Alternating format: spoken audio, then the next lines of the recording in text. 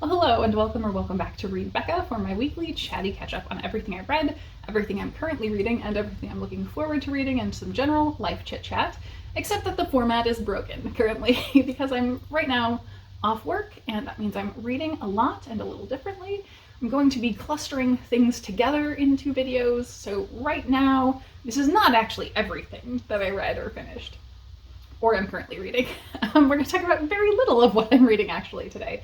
So it has been a voracious reading week. That's great. Not as much as I expected, but I did get through quite a few things. So the things that I think I'm going to rapidly talk about, because I believe I will be able to tie them into other things, are number one, The Reluctant Heartthrob by Jackie Lau. I just want to mention here, I read and enjoyed so much.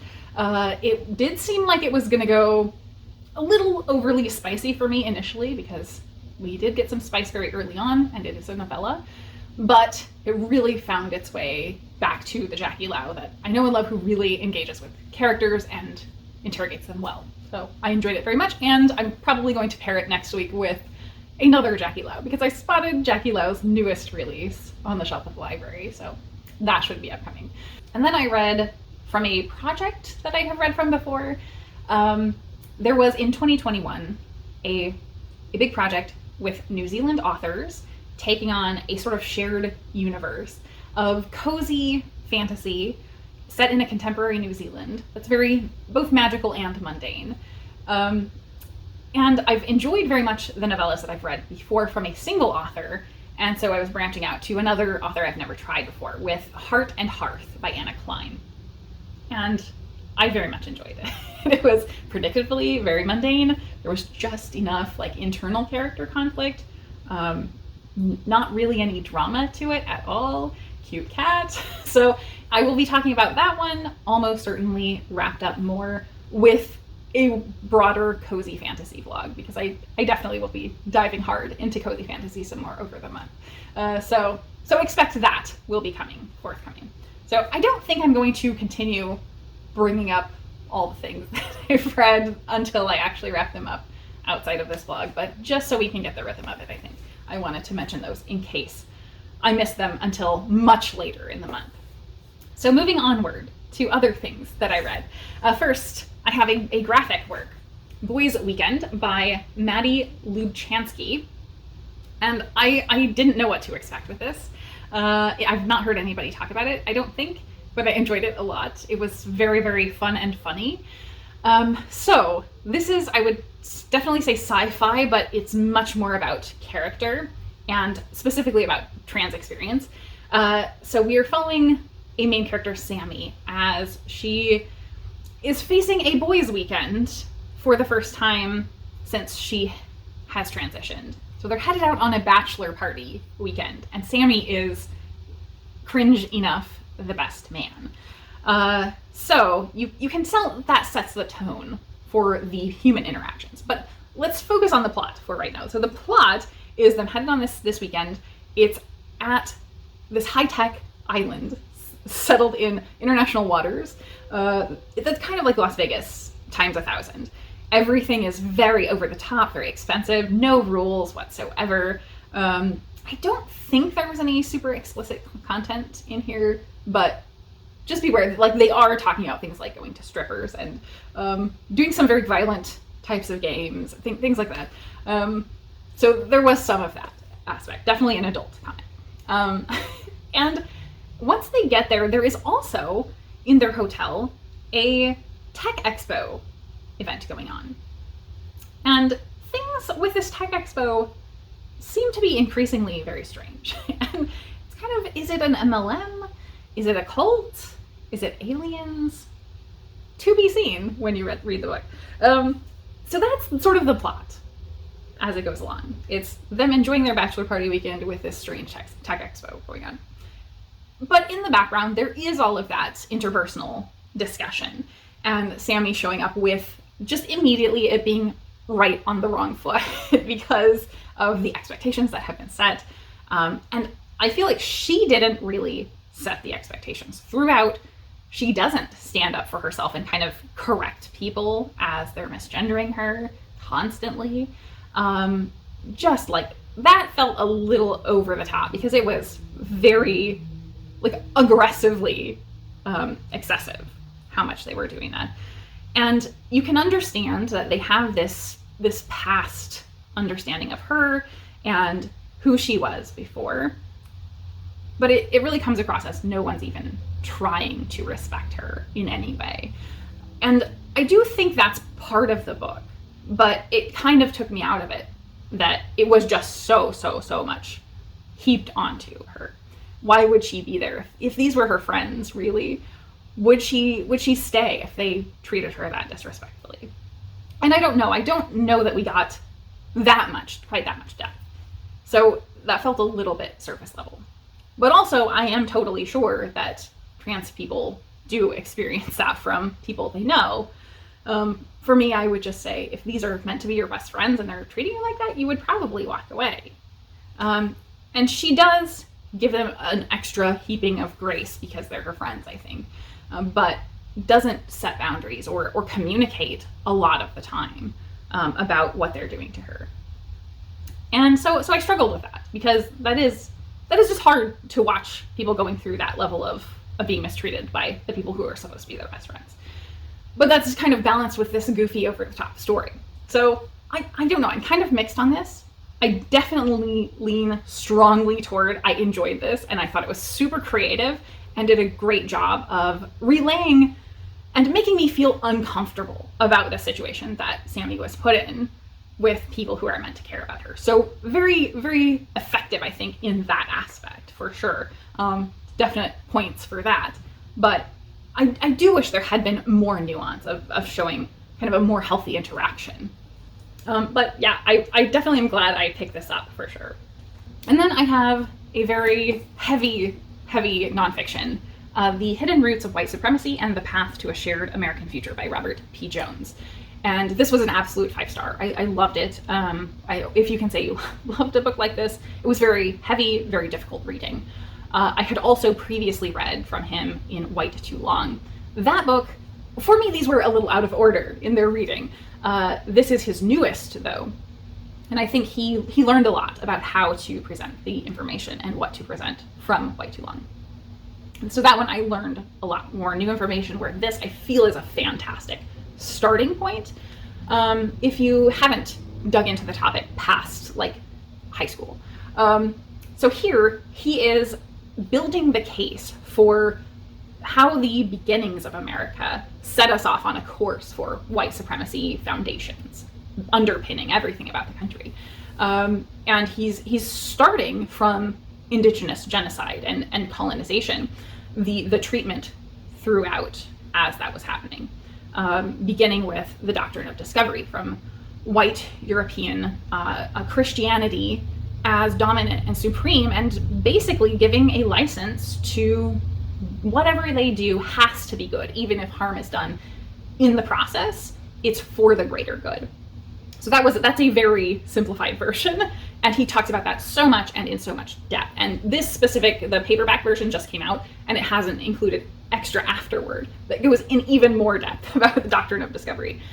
So I think that was a great starting point, and I am so glad that he heavily incorporated American treatment of indigenous peoples into this book. Like, that was fantastic, because when we talk about white supremacy, it is usually a white-black divide. And White Too Long also was completely focused on that and didn't really incorporate anything about other races heavily. So I wish that had been taken even further. Like, for my personal liking, the 3 sections here, or the 3 focuses, are the stories of indigenous genocide. The story of Emmett Till is the middle section, and then the story, so Emmett Till was a 14-year-old boy who was lynched in Mississippi. He was visiting his family he was from Chicago and was visiting his family in Mississippi when he was brutally murdered. And his story went around the world in the 1950s because his mother gave him an open casket funeral after virtually everyone involved, from law enforcement and politicians, were trying to cover up the death. And so photos of him are extremely, extremely famous. And as I said, it was a story that changed things. One of the things I didn't know about his story was just how much his name was in the minds of civil rights leaders through the 1950s, and that he was a major inspiration to them across the board for so many different aspects of change in the civil rights movement. So then the third section is a triple lynching that happened in Minnesota, in Duluth. And I think that was especially interesting to me because this came out, I think, either late last year or early this year. And it does feature some contemporary history, including the fact that Minnesota, currently Tim Walz, was involved in a lot of restorative and reparative efforts in response to this thing that happened long in the past. And so those are the three stories. This triple lynching in Minnesota was similar to Till. It was an overreaction, over-response out of nothing, and the people did not care about actual justice so much as they cared about supremacy and establishing that power and supremacy. And so all of these things that have gone on, Jones is telling that story and making clear. I think across the board, without digging into the specifics, because there were just too many I would like to dig into, I think that those stories are kind of very well known. So probably you're going to know the basics of the story if you learned any of this in high school or middle school through history. But what he does so well is enriching that story by throughout giving us the information about the social and political ideologies, the actual legal cases, just everything that ties into a social and political system underneath that enabled it to happen. And so, yeah, I think he weaves a tapestry of a story here. I think reading this in print, I did do this on both print and audio. Reading this in print, it may come across a little dry. For me, I'm so engaged by Robert P. Jones. So I'm trying to get in the mind of what someone else might think. Like, he just pulls me along. I could read his books all day. But I think the audio, if you think this is dry initially, go for the audio. The narrator makes it feel very, very narrative and really easy to read, despite the extremely difficult and graphic content. And I guess that would be the main warning I would give is there is extremely graphic content and very prolonged. He does a deep dive for really multiple chapters on the situation with Emmett Till. He talks through many circumstances over and over that are linked and interconnected across all of this. And yeah, it's very heavy reading, but so important. I do wish, I think I was going to say this up front and I didn't. I do wish that this had maybe been expanded to diversify some more, even beyond what he covers here, because that the Emmett Till and the Duluth lynching feel like they do cover some of the same overlapping ground. I think that could have been perhaps cut down, and we could have shifted focus to some less covered but equally prominent circumstances. Things like Japanese internment, for instance. That certainly had a major white supremacist component to it. And yeah, I would love to see that talked about in the context of the nation's history of white supremacy in more depth. So I would love to see him tackle that topic more specifically, because I haven't yet. And yeah, there are multiple other things that I could have seen get drawn in here. But I just love this. It was fantastic reading. I think, as I said, for someone who has read a lot on this topic, this didn't inform me a whole ton, but it is so well researched, so in-depth and thorough, and it really just gives a very coherent and cohesive look at this topic. So I thought it was great. And I think that's it for what I read this week. As far as currently reading, I'm not even going to try to go into everything I'm currently reading, but just generally where I'm headed for this next couple days imminently. I have finished a couple of things for both Shortyseptember and Framed in September, so I only have a couple days left, and I will be focused on finishing up those two projects, readathons, and getting those wrapped up. So I think those will probably be the next set of book finish type videos that you will be getting, most likely as some type of recent reads or something. I think that's all for reading. Let's move on to watching, though I don't have terribly much to say. I've mostly been doing a lot of brainless watching still. I did watch one movie, but it's connected to Shortyseptember, so we'll wrap that up with those. And I mainly watch reality TV. So I finished up MasterChef, the current season that just finished running. I had gotten behind because of a whole dumb thing with, I put my Hulu onto a new tablet that I got, like super hopeful. I got a tablet via one of those work reward type programs. Excited about it because it was an Android tablet that's not associated with any of the big companies, and had heard that that would probably be faster. And it's in the same generation as the tablet I already have. I got it and it's so slow, and the sound, you can barely get any sound out of it. And so it was just a massive disappointment. But I had set it up with my Hulu account as the sort of trial to try it out initially. And then I had just left it on there, but never was using it anymore. So I still have it. It is usable for reading mainly, and for streaming stuff for the cats when I have cats that need some sound around them. So that's all it's good for. So I finally re-upped my Hulu account back onto my regular tablet and caught up on MasterChef. And MasterChef I enjoyed, but didn't like as much as usual, really. I hated the whole generational element, and I like the structure of them making people be cooperative on teams. I enjoyed that aspect of it. They did that in the previous season as well with regions. But I hate all of the dumb puns and being competitive and generalizing and stereotyping comments about generations. It grates on me so hard. So I wasn't even excited about really watching it very often. So I'm not surprised I got behind. But I do like MasterChef generally. And I was quite happy with who won. So I did that, and then I jumped back to Survivor quite a few months ago. I had started watching Survivor from the beginning. And so I'm nowhere near, I know a new season of Survivor has started. Don't spoil me on that. I will be up to that in a few years probably. But I noticed that Survivor season 6 and 7, I think 6 and 7, we're going off the platform that I watch on. And so I was like, oh, I need to watch those if I'm going to watch those. So I did, and it was rough. It was real rough. The early seasons of Survivor have been a very interesting glimpse into how far we have come. And this even more so because season 6 was, I think it's actually boys versus girls rather than men versus women, possibly, was the actual name of this season. But regardless, it's a battle of the sexes type season. And it was terrible. A lot of the comments that happened, just the general ineptness of people. And once again, so multiple of the early seasons, we have explicitly had guys that said they would not vote for a woman in any case if they got into the final against a man.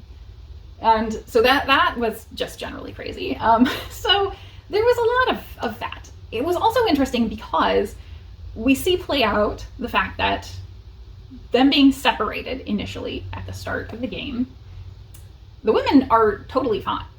The men are spending all of their mental energy thinking and talking about the women, even though they're not even around.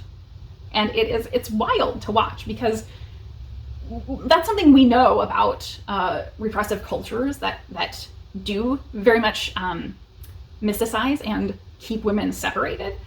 But to see it play out in real time with people who have been in a fully gender normalized culture in modern day relatively, I think this was early 2000s even, like it is wild how fast that happens or to watch that happen. So yeah, it was very, very bizarre, very strange. But it's some big names were on that season. I don't think I had ever watched that season. People that went on to be more famous or went on to do the like past season contestants returning seasons. And then season 7, I don't have very much to say about, and I actually skipped over significant portions of it because it was a season I definitely had seen before, and it is the season that has Rupert, who is a fan favorite everyone loves, and also Johnny Fairplay, who is one of the most hated people ever. So I watched some key moments that I knew and stuff I wanted to catch up on and sort of sped through other things and watched the big final episode of most of the wrap up. So yeah. So I'm all caught up on those before they drop off next week off the streaming service that I had. And I just spent way too long discussing Survivor, old seasons of Survivor that you probably don't even care about. So hopefully people will skip over all of this. So in wrapping up, I guess, life stuff I will talk very quickly. It has been even harder kind of just generally getting going the past week, even than I expected. That finishing the marathon feeling, I still haven't quite gotten out of it. It's been a week of just massive executive dysfunction, like dumb things, wandering around, can't remember what I'm going to do. My tissues and my washcloths are right next to each other, and I accidentally blew my nose on a washcloth instead of grabbing a tissue.